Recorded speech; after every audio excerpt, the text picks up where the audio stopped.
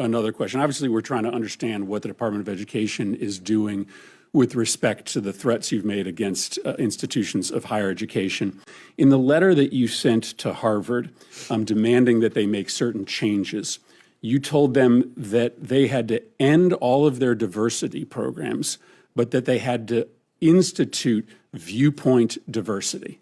That doesn't seem to make sense. A viewpoint diversity is exchange of ideas that's actually better, absolutely. Now here, because Harvard only has 3%, by its own numbers, 3% conservative faculty, do you think they are allowing enough of viewpoint diversity through that teaching on campus? Where in the statute does it give you the ability to cut off federal funding for a university based upon your decision, your determination that they don't have viewpoint diversity? Can you cite to a statute, an authority that Congress has given you to micromanage the viewpoint diversity of a college? Well, certainly well, now let's back up. Well, no. I think that's really important. The statute's Title VI.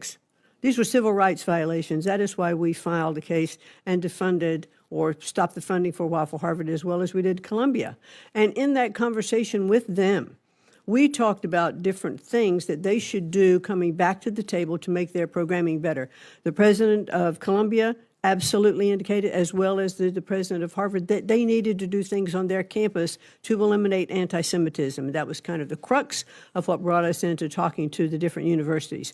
And then we sat down with them to say, okay, these are other issues that you need to address on your campus because you do receive federal funding. And under federal funding, if you are breaking the law, which they did under Title VI.